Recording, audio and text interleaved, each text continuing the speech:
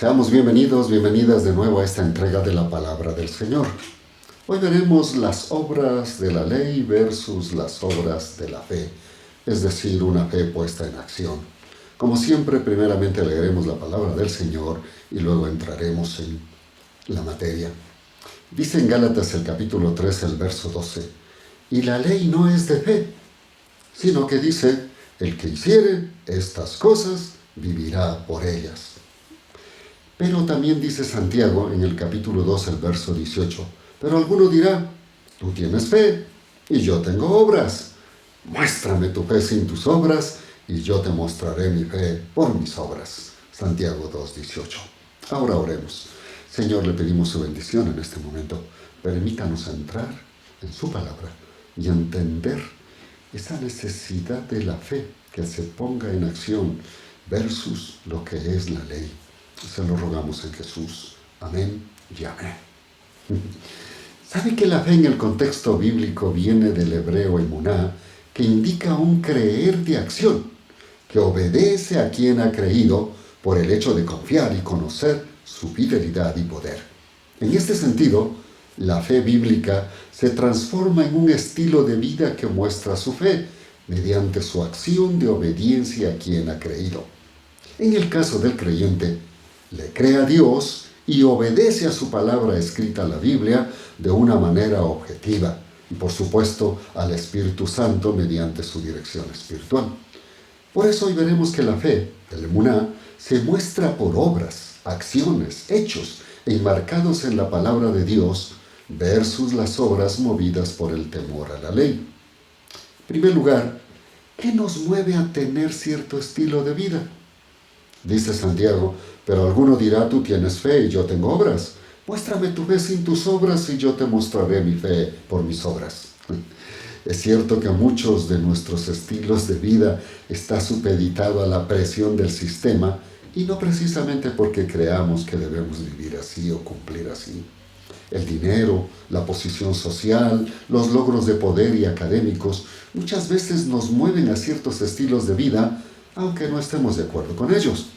Otras veces hemos sido convencidos de ellos y nos movemos porque creemos internamente que así debe ser nuestro estilo de vida. El Dr. Neil Anderson nos lleva a formularnos qué es lo que determina en cada uno nuestro estilo de vida. Pregunta él, ¿lo que haces determina quién eres o quién eres determina lo que haces? La respuesta afirmativa a una de estas dos preguntas indicará nuestra conducta o estilo de vida. Debido a las presiones del sistema, encontramos que no necesariamente lo que hacemos indica lo que creemos. Es decir, lo que hacemos no puede determinar lo que somos. Sin embargo, en la vida encontramos a muchas personas identificándose por lo que hacen. Esta ecuación hace que se despersonalicen, pues si aprendieron a robar y eso saben hacer, se identificarán como ladrones. ¿Pero realmente quieren ser ladrones? ¿O la presión social les instó a eso? Otro vivió en un hogar donde los pleitos eran frecuentes y aprendió que se desfoga y se domina maltratando a otros. Ahora hace lo mismo. Por eso se identificará como un ser agresivo. ¿Realmente quiere ser agresivo? La sociología y la psicología de masas han encontrado que la gran mayoría hemos sido condicionados y reaccionamos de acuerdo a lo que aprendimos. Eso se llama carácter. Satanás se ha aprovechado y se aprovecha para convencernos que lo que hacemos determina lo que somos. Entonces nos somete a su presión y nos convence que eso somos. Dios, en cambio, nos dice que Él nos creó para ser seres superiores y que la causa de que estemos en este sistema es porque el pecado en nosotros no nos permite liberarnos de esa esclavitud. Jesús dijo respecto a esta verdad, les respondió, de cierto os digo, que todo aquel que practica el pecado es esclavo del pecado. El esclavo no permanece en la casa para siempre, el Hijo sí queda para siempre. Así que, si el Hijo os hace libre, seréis verdaderamente libres. Juan capítulo 8, versos 34 y 35. Y Pablo, en concordancia con esta realidad, manifiesta, porque lo que hago no lo entiendo, pues no practico lo que quiero. Al contrario, lo que aborrezco, eso hago. Y ya que hago lo que no quiero, concuerdo que la ley es buena, de manera que ya no soy yo el que lo hace, sino el pecado que mora en mí. ¿Qué nos insta al mal? ¿Nuestra mente o el pecado que mora en nosotros? Por supuesto, Satanás nos convence que somos nosotros, cuando es el pecado manejado y operado por él quien nos empuja y nos convence a hacerlo. Por ello, es esa lucha constante en nuestro interior entre lo que hacemos y lo que dice nuestra conciencia. Necesitamos darnos cuenta para acudir a quien nos puede liberar de ese cautiverio e ir a la persona con el poder, experiencia y amor, Jesucristo. Dios por medio de Jesús, si nos acercamos a Él y lo recibimos como Señor y Salvador, nos libera de la esclavitud del pecado y nos da poder para sobreponernos a lo que hemos sido condicionados por Satanás a través del mundo, la carne y sus poderes angelicales. Por tanto, para Dios, las obras son la expresión externa de lo que llevamos dentro, o sea, a quien creemos o tenemos en nuestro interior. De ahí que las obras deben ser los hechos que demuestren lo que somos, pero no es cierto que lo que hacemos muestra necesariamente lo que somos. Entonces hay dos tipos de obras: las que se hacen por querer ser según el sistema y las que se hacen porque así asumimos ser creyéndole a Dios. La primera viene del engaño de Satanás, la segunda de Dios. ¿A quién está creyendo? Pues de eso dependerá su actitud de vida. Veamos un segundo punto: las obras de la ley. En Levítico dice: por tanto, guardaréis mis estatutos y mis decretos, los cuales el hombre que los cumpla, por ellos vivirá, yo Jehová. Levítico 18:5. Así que la ley para justificar requiere que sus estatutos y ordenanzas se cumplan, y estos son demostrados por medio del cumplimiento de sus mandatos, que no es otra cosa que obras demandadas por la ley. Note que no dice el ser humano que cumple en su mayoría o en cierto porcentaje o se haya esforzado, será justificado y vivirá. Dice que el que los cumpla todos, por ellos vivirá. Por tanto, requiere cumplir toda la ley. Santiago, refiriéndose a esta verdad, dice: porque cualquiera que guarda toda la ley, pero vende en un solo punto, se ha hecho culpable de todo. Porque el que dijo: no cometerás adulterio, también dijo: no cometas homicidio. Y si no cometes adulterio, pero cometes homicidio, te has hecho transgresor de la ley. Santiago capítulo 2, versos 10 y 11. ¿Quién puede cumplir toda la ley para ser justificado y ser salvo? Nadie. Pues al menos alguna vez en la vida hemos pecado, hemos infringido la ley. Por tanto, las Escrituras dirán que todo aquel que comete pecado también infringe la ley, pues el pecado es infracción de la ley. Primera de Juan capítulo 3, verso 4. Y la sentencia del pecado es muerte. La Escritura afirma: porque la paga del pecado es muerte. Romanos capítulo 6, verso 23 en su primera parte. Entonces, ¿podemos salvarnos por las obras que demanda la ley? No hay cómo, imposible. Más bien la ley nos lleva a conocer cuán pecadores somos y que necesitamos de un Salvador. Pablo al respecto dice categóricamente: ya que por las obras de la ley ningún ser humano será justificado delante de él, pues porque por medio de la ley es el reconocimiento del pecado. Y luego dice: concluimos pues que el hombre es justificado por la fe sin las obras de la ley. He leído Romanos capítulo 3, verso 20 y luego el verso 28. ¿Se da cuenta? Por las obras de la ley nadie puede ser justificado, por cuanto nadie pudo ni podrá cumplir la ley. Es evidente entonces que nadie puede vivir cumpliendo toda la ley para ser justificado. Por tanto, nadie puede obtener salvación por las obras de la ley. De lo que acabamos de anotar, queda demostrado que la justificación por las obras de la ley es imposible obtenerla, por cuanto todo ser humano durante su vida, al menos una vez, ha pecado, por tanto ha infringido la ley y está bajo pena de muerte eterna. Por eso la Biblia manifiesta que por la ley no hay justo ni aún uno. Dice en Romanos 3:10, como está escrito: no hay justo ni aún uno. En tercer lugar, veamos las obras de la fe. Santiago, el apóstol práctico, dice: ¿No fue declarado justo nuestro padre Abraham por lo que hizo cuando ofreció sobre el altar a su hijo Isaac? Ya lo ves, su fe y sus obras actuaban conjuntamente y su fe llegó a la perfección por las obras que hizo. Así que se cumplió la escritura que dice, le creyó Abraham a Dios y esto se le tomó en cuenta como justicia y fue llamado amigo de Dios. Como pueden ver, a una persona se le declara justa por las obras y no solo por la fe. De igual manera, ¿no fue declarada justa por las obras aún la prostituta Rahab cuando hospedó a los espías y les ayudó a huir por otro camino? Pues, como el cuerpo sin el espíritu está muerto, así también la fe sin obras está muerta. Hasta aquí lo que dice Santiago, capítulo 2, los versos 21 al 26, leí de la Nueva Versión Internacional. ¿Cómo se muestra la verdadera fe? La emuná. Pues por tomar acción de acuerdo a lo estipulado en quien se deposita la fe. Mientras que la fe en el concepto griego se basa en la actividad intelectual y viene a ser un mero asentimiento mental de confianza y seguridad, para Dios la fe es confiar en Él, por tanto actuar obedeciendo a su palabra. Este es el concepto de fe bíblico. Implica seguridad para confiar y obedecer a quien se ha creído. Y esta fe en acción se muestra cuando le creemos y obedecemos, por la razón que tenemos una estrecha relación y conocimiento de su fidelidad y plan eterno. Esa obediencia se muestra en obras, de acuerdo a su palabra escrita, la Biblia y la dirección del Espíritu Santo. Una fe así agrada a Dios y mueve al creyente a servir en su plan eterno con obras de fe y no a servirse de su poder. Por eso el apóstol Santiago dice, muéstrame tu fe sin tus obras y yo te mostraré mi fe por mis obras. De tal manera que la fe se muestra por obras de acuerdo al plan de Dios.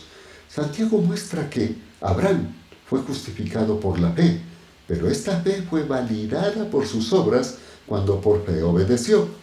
Es decir, su fe fue probada por la acción de Abraham cuando obedeció a Dios, llevando en sacrificio a su único hijo, a Isaac. El autor de Hebreos lo explica así. Por la fe Abraham, cuando fue probado, ofreció a Isaac. El que había recibido las promesas ofrecía a su hijo único. Hebreos capítulo 11, verso 17. Y Santiago lo aclara. ¿No fue declarado justo nuestro padre Abraham por lo que hizo cuando ofreció sobre el altar a su hijo Isaac? Ya lo es. Su fe y sus obras actuaban conjuntamente y su fe llegó a la perfección por las obras que hizo. Santiago 2, versos 21-22 de la Nueva Versión Internacional. Entonces, ¿las obras salvan? De ninguna manera. Las obras son la demostración de que hemos creído y esta fe se muestra por nuestra acción de obediencia. Por tanto, si en realidad somos creyentes, transformados por Jesucristo y poseedores del Espíritu Santo, mostraremos nuestra fe por obras de obediencia en amor a quien nos ha salvado, y es nuestro Señor Jesucristo. Por eso el primer postulado cristiano dice, los cristianos hacemos buenas obras no para ser salvos, sino porque somos salvos. Porque al creer en Cristo Jesús, Él nos brinda de su Espíritu Santo, con lo cual tenemos el poder para hacer buenas obras, sin que sean una carga, como en el caso de la ley. Efesios lo muestra de esta forma, porque por gracia sois salvos por medio de la fe, y esto no de vosotros, pues es don de Dios, no por obras para que nadie se gloríe, porque somos hechura de Dios, creados en Cristo Jesús para hacer las buenas obras que Dios preparó de antemano para que anduviésemos en ellas.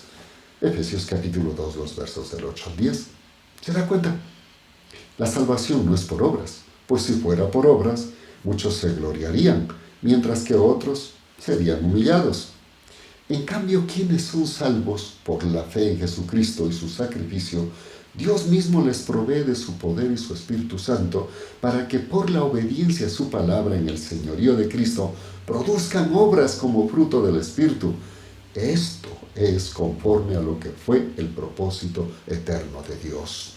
En cuarto lugar, ¿el creyente cumple con las obras de la ley? Gálatas 5:14 dice, porque toda la ley se ha resumido en un solo precepto. Amarás a tu prójimo como a ti mismo. Y Jesús manifestó que toda la ley y los profetas, es decir, todo el Antiguo Testamento, dependía de dos mandamientos.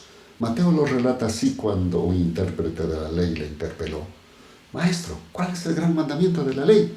Y Jesús le dijo: amarás al Señor tu Dios con todo tu corazón, con toda tu alma y con toda tu mente. Este es el grande y el primer mandamiento.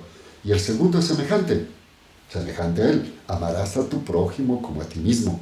De estos dos mandamientos dependen toda la ley y los profetas. Las Escrituras dejan claro que la salvación es por la fe en Jesucristo y que los creyentes, dependiendo en esa fe, obedecen a Dios mediante su palabra escrita y la guía del Espíritu Santo, por tanto, con un estilo de vida, de obras, acorde a su plan eterno. Ese plan revelado en las Escrituras se define en amor: amor por las almas perdidas, amor por su iglesia y la acción de su amor a través de sus hijos e hijas, que hacen que el propósito del amor se cumpla a través de este accionar de fe en su palabra y el Espíritu Santo. El amor de Dios mostrado en la vida de cada creyente lleva a que cada hijo e hija suya, por supuesto, cumpla con el propósito eterno de la ley: amar a Dios y amar al prójimo. Esto lleva a obedecerle a Dios y amarlo al prójimo, propendiendo su salvación. ¿Por qué esto es posible? Porque en el creyente Dios pasa a morar en él por medio del Espíritu Santo, por tanto tiene el amor de Dios en su vida, que le infunde ese carisma de vida en su interior. Con ese amor, el agapado, el hijo e hija de Dios puede accionar el fruto del Espíritu, mostrando las obras de Dios en su vida, y lo hace no como una carga, ni para ser salvo, sino con deleite, porque es salvo y ama cumplir los propósitos de su Señor. El creyente, al depender de su palabra, el poder y guía del Espíritu Santo, cumple con la ley en su propósito eterno. De ahí que Dios puede pedirnos que amemos y bendigamos a nuestro enemigo, porque sabe que esto no será una carga, sino que Él mismo lo hará por medio nuestro, si lo permitimos. Usted y yo requerimos por voluntad propia permitirle que su amor fluya, que seamos canales de su gran amor para salvar a otros, y Él lo hará. En quinto lugar, ¿qué diferencia hay entre las obras de la ley y las obras de la fe? Dice Juan: el que no ama no ha conocido a Dios, porque Dios es amor. Primero de Juan 4:8. La diferencia está en que las obras de la ley, al ser por mandato, sin estar capacitados por Dios, al contrario, manejados por el pecado, son una carga. En cambio, las obras de la fe son movidas por el Espíritu Santo, por tanto vienen del poder interno que lo provee Dios mismo y que los creyentes por amor decidimos obedecer, pues, como dice Corintios, Él mismo nos capacitó como ministros del nuevo pacto, no de la letra, sino del Espíritu, porque la letra mata, pero el Espíritu vivifica. Segunda de Corintios 3:6. Concluyamos. La ley del amor en Dios dice: Dios nos ama a tal punto de ser parte de nuestra propia vida, pues viene a estar en nosotros para siempre. Por eso Jesús manifestó: si me amáis, guardaréis mis mandamientos, y yo rogaré al Padre y os dará otro Consolador para que esté con vosotros para siempre. Si tenemos a Cristo en nuestro corazón por medio del Espíritu Santo, permitiendo que gobierne nuestra vida como Señor, su propia naturaleza de amor, pues Dios es amor, dice 1 de Juan 4:8, iniciará actuando en nuestro interior para ir cambiando nuestro accionar desde lo más hondo de nuestro ser, de tal manera que seremos capaces de amar, no con nuestro amor endeble, sino que Dios mismo nos va capacitando para hacerlo con su poder y naturaleza de amor. Lo que sí tenemos que tener en cuenta es que el que amemos con el amor de Dios y seamos capaces de amar aún a nuestros enemigos, no implica que seremos correspondidos. Jesús, aún desbordando su amor por toda la humanidad, tuvo y tiene muchos enemigos y detractores. Por eso lo crucificaron. ¿Cuánto más nosotros? Pues a pesar de todo, siempre tendremos quienes nos ataquen y sean enemigos gratuitos. De ahí el consejo de Romanos 12:18. Si es posible, En cuanto dependa de vosotros, estad en paz con todos los hombres. Lo que quiere decir que habrá muchos que no estarán en paz con nosotros, aunque Dios les muestre su amor a través de nosotros. Si esto ocurre, no debemos desanimarnos, como testificó Pablo a los de Éfeso, antes de ser llevado a Roma, encarcelado. Dijo: en todo os he demostrado que trabajando así es necesario apoyar a los débiles y tener presente las palabras del Señor Jesús que dijo: más bienaventurado es dar que recibir. Hechos capítulo 20, verso 35. Las obras de la ley nos frustran. Las obras de la fe nos dan paz y gozo. ¿Cuántas veces hemos querido amar a otros con nuestro propio amor y esfuerzo y hemos fracasado? Más aún cuando hemos pretendido amar a nuestro enemigo con nuestro endeble amor. Por eso la única manera de amar y obedecer es con el amor de Dios en nuestra vida. Él no solo cambiará nuestro sentir, sino que nos hará felices al amarlo y obedecerle aún en las circunstancias más adversas. Tenemos por delante el reto, donde se pone en juego la voluntad para poner la fe a obedecer, permitiendo que el poder del amor de Dios actúe. Debemos dejar que Dios haga esto en nuestra vida y no querer hacerlo con nuestro propio esfuerzo, que nos lleva a frustrarnos por el legalismo que nos acusará de no poder hacerlo. La ley del amor provista por Dios a sus hijos produce obras como fruto del Espíritu por ser salvos y salvar a otros, y lo hace con paz y gozo. Las obras efectuadas solo por la ley de la letra nos frustran, nos matan y no nos permite disfrutar y salvar almas con gozo, conforme al mandato de Dios. ¿Saben? El creyente hace buenas obras porque es salvo por medio de la fe. En cambio, quien no es salvo busca hacer obras para supuestamente alcanzar los méritos de ser salvos. La pregunta final es: ¿su accionar de creyente será por las obras de la ley o por las obras de la fe? Espero que sea la segunda. Ahora oremos. Padre, gracias por su palabra. En realidad, las obras deben estar presentes, pero no como una obediencia a la letra, sino como un mover de la fe en el poder que nos ha dado el Espíritu Santo cuando hemos llegado a ser sus hijos. Y cuando el fruto del Espíritu se da, entonces hay gozo y satisfacción. En cambio, quien trata de cumplir obras para ser salvo por querer hacer méritos, va a sentirse frustrado, amargado, no podrá sobrellevarlo. Pero quien sí es su hijo, su hija, se siente gozoso, gozosa, y eso demuestra obras, pero obras de amor y no por temor. Que cada creyente, hijo e hija suya, puedan experimentar esta realidad al obedecer por la fe, porque la fe es la que se sobrepone a las dudas y obedece creyéndole a Dios. Que así sea, Jesús. Amén y amén. Muchísimas gracias. Pronto nos estaremos viendo con otro mensaje. Hasta entonces, Dios les bendiga.